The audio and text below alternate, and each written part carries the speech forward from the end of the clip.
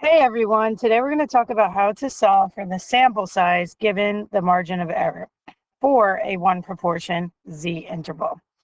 So just to recap, the formula for margin of error for a one proportion Z interval is the portion after the plus or minus on the interval formula. So that formula is the plus or minus, after the plus or minus, it's the Z star, which is the critical value, times the standard error of the statistic, which is the standard error of p hat. So it's the square root of p hat times 1 minus p hat over n. So we talked about that the components that actually do influence the margin of error are the z star, which is the critical value. The critical value is determined by the confidence level.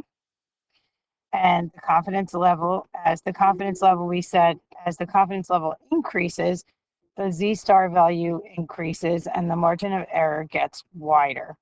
So that's the first thing here. This is a component of the margin of error, the critical value. So if you wanted to decrease the margin of error, we said that we would decrease the confidence level, we would decrease the Z star, the standard deviation, the margin of error will get narrower. And that is shown here. We have a 95% confidence level versus an 80% confidence level. When you see the 80% confidence level is not as confident, but it's also less error, it's less wide. The other component that we said that can influence the margin of error is the sample size. Remember, the sample size is in the denominator of the fraction. And we said as the sample size grows, the denominator grows, the overall value of the standard deviation or the standard error will decrease because as sample size increases, variation or variability decreases. So as sample size increases, the overall value of this margin of error will also decrease. So that's down here. As sample size increases, standard deviation decreases because the sampling distribution variability will decrease. So those are the two components that we're going to talk about. The confidence level, number one, which is corresponding to Z star as well, and the sample size. Now, let's skip past this and let's go to what happens if they don't give us the sample size and they say that they want us to basically choose a sample size that will guarantee that our margin of error is within a certain given amount. So notice here, this is the exact same formula that I just showed you. It's whatever's after that plus minus, it's the Z star times the standard error of p hat. What happens is, I'm going to show you an example first before I come back to this. It says Mrs. DeBoll wants to conduct a poll, sorry, to estimate with 95% confidence. So I'm going to underline that. Then I'm going to write on the side, confidence level of 95, the proportion, so it's a proportion question, of students who have jobs in the evening or on weekends. How large of a sample size, so it looks like we're looking for n, question mark, is required to obtain a margin of error of at most 0.05. All right, so let's star that. They're asking me to get the margin of error to be at most 0.05. Another way to say that is less than or equal to 0.05. This is what we want. So they're saying, can you pick a sample size n to make this happen? Okay. So now if you revisit the formula for margin of error for proportions, because it's a proportion question, remember the formula is critical value times standard error of the statistic, which is shown right here. Okay. So going back to this, we're going to set up our margin of error formula as Z star times the standard error of p hat, which is square root of p hat 1 minus p hat over n. Okay. Z star is easy to get. You can look on table A. You guys should know by now that 95% level, the Z star is 1.96. So I'm going to insert that here.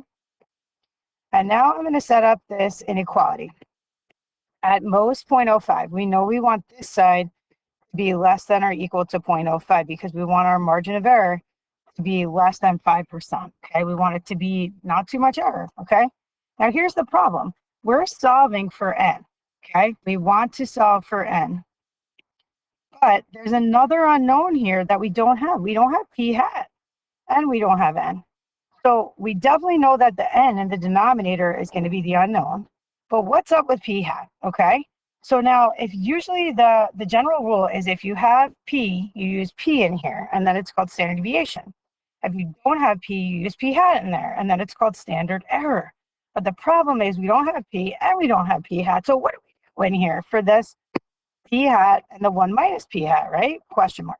So if you go back to my notes here, it says when you don't have p or p hat, you're going to use, I'm going to circle this here, 0.5 for p hat. And you're probably like, what is up with that? Okay, let me explain.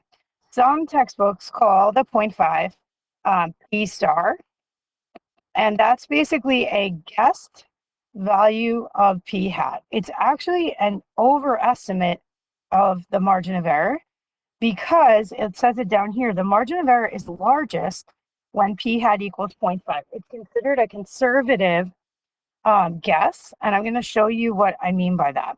So if p hat was 0.5, okay, if I were to write my square root formula, the complement of 0.5, 1 minus 0.5 is 0.5, right? So look at this numerator here. You see that the numerator is 0.5 times 0.5, which is 0.25, okay, over n. This is the largest product that you can possibly obtain when you have a p hat times its complement. And what do I mean by that? Well, what if p hat was 0.6, okay? The complement of 0.6 would be 0.4, right? 1 minus 0.6. 0.6 times 0.4 is 0.24. Isn't that number, that numerator, less than the 0.25 that I just said? Let's take another example.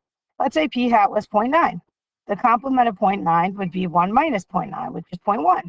Notice again, this complement is actually going to be less than 0.25, to be 0.09. Let's say the p hat was 0.2.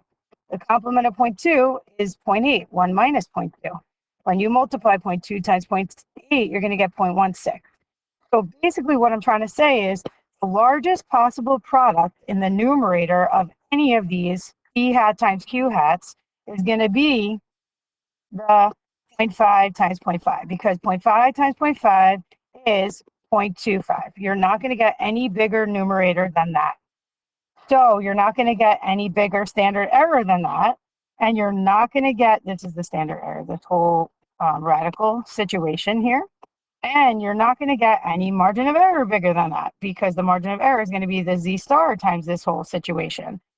So if you use 0.5, you're basically like overshooting the margin of error. And it's a conservative approach because you're making your margin of error wider than you really have to. But it's conservative in that you're guaranteed that your value is going to land within that width. So I'm going to recap. If you have p, you use p in here. If you don't have p, you use p hat in there. And if you don't have p or p hat, you're going to use 0.5 in there, okay? And that's what that says here. If we get any other p hat, the margin of error will be smaller than the 0.5. So go back to this question. And you're going to use, write this down, you're going to use p hat equals 0.5, and you're going to call this a conservative estimate. It's like an overestimate, okay, in here, okay? So we're going to do 0.5 times 0.5, and boom, now we have one unknown, and the unknown we have is the n, which is what we wanted to find, the sample size. So that is what we're solving for. Now this actually becomes an algebra problem because now you're just solving for the denominator, which is n. So think about how are you going to solve this? There's multiple ways. I would just recommend trying to simplify your life by dividing both sides by the 1.96 first. Okay. And now the radical is isolated. So you're going to have radical 0.5 times 0.5, which is 0.25. Let's clean that up. Less than or equal to 0.05 over 1.96. Okay. Now think about how are you going to solve this? The opposite of square root. So the inverse operation of square root is squaring. I'm hoping you're saying square both sides. Okay. Keep it balanced. And then the square and the square root will cancel each other out. And I'm just going to write it down here because I'm running out of space. You're going to have 0.25 over n is less than or equal to whatever this quantity is, 0.05 divided by 1.96 squared, okay? Now, eventually, you're going to get a crazy decimal on the right, and you're going to have to solve for n. So you could write this decimal out, and then what I would recommend that you do is multiply both sides by n to get that n out of the denominator. And when you do that, then you're going to have 0.25 on the left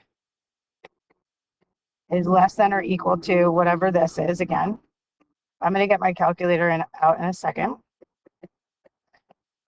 And then the last thing you're going to do is eventually you're going to divide this crazy quantity to the other side. 0.05, 1.96 squared, 0.05, 1.96 squared. And you're going to get n left on this side, and you're going to have this sign, and eventually we're going to flip it, okay? All right, so let me show you what I'm doing in the calculator. Okay, so now we're going to put this in our calculator, and we're going to see what we get. So here it is. Let's quickly remind ourselves. The first thing that we did was, where did my smartboard go? So the first thing we did was we did 0.05, which was on the right-hand side, and we divided it by the z-star, which was 1.96. And then I'm going to hit enter, and that's 0.02555, okay? So just a heads up on what's happening here, put it as we go. So this was this portion here, which I have in blue. Okay, 0.05 divided by 1.96 was 0.0255. And then I'm going to square that answer, and that's this number, 6.5077 times 10 to the negative fourth power, 6.5 times 10 to the negative fourth power. So that is this thing. And then if you recall, we divided this over to the other side. So we have 0.25 divided by that answer. So that's what I'm going to do now. 0.25 divided by that last answer. I'm not even going to type it. I'm just going to go up, enter. And I get 384.16. Okay, so this is the answer, but we have to look at the inequality. So 384.16 is less than or equal to n. Now remember, if you flip this inequality to write it the opposite way and you put n first, it would be n is greater than or equal to 384.16. Now remember, n is the sample size, and n is how many people you want to have in your sample. So you can't have a decimal amount of people. So you have to decide if you're going to round up or down. Okay, so I just want to remind you what we started with in the beginning of this video. We talked about how the margin of error can be impacted by the confidence level, z-star, and the sample size. Now remember, if you want the margin of error to go down, the sample size will go up. So if you increase the sample size, that will make the margin of error decrease, right? Why again? Because remember the n is located in the denominator here. So if we want this margin of error to be within a certain number and to be less than or equal to 0.05 in this case, then if you increase n, it will decrease the margin of error and it will make it go within the margin of error that you want, which is at most 0.05. So the decision was, do we round up or down?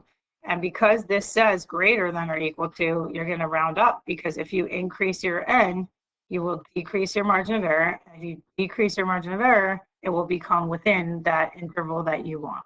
So I'm going to round up to n is greater than or equal to, and then I'm going to put 385. And again, you're like, well, I don't have 385, I have 384.16 people. Well, if you made it 384, I want to show you something. If you plug in 384 right here in for n, which is the denominator, it's not going to quite be less than 0.05. And I could show you that if you want, if you don't trust me. Haha. So you can do 1.96 times radical fraction 0.5, which is the p star, which remember is what we guessed p was. Look, right, so if I put in 384 here, watch what happens. it's 0.05. It's not less than or equal to 0.05. But if I hit enter and I reselect that and I make it go up by n to 385, excuse me, you see it's a little less than 0.05. That's what we want, okay? All right, so basically, just recap a little bit. If they're asking you to find the sample size n, that is your unknown that you want. But if you don't have p or p hat, I'm hoping you realize that if you don't have p or p hat, you're going to use 0.5. And that 0.5 is going to be an overestimate of what the actual margin of error is. You're going to basically overshoot it and make your interval wider than you need, which is okay. It's called a conservative estimate. And boom, if we have 385 or more people, then we will have a margin of error of at most 0.05.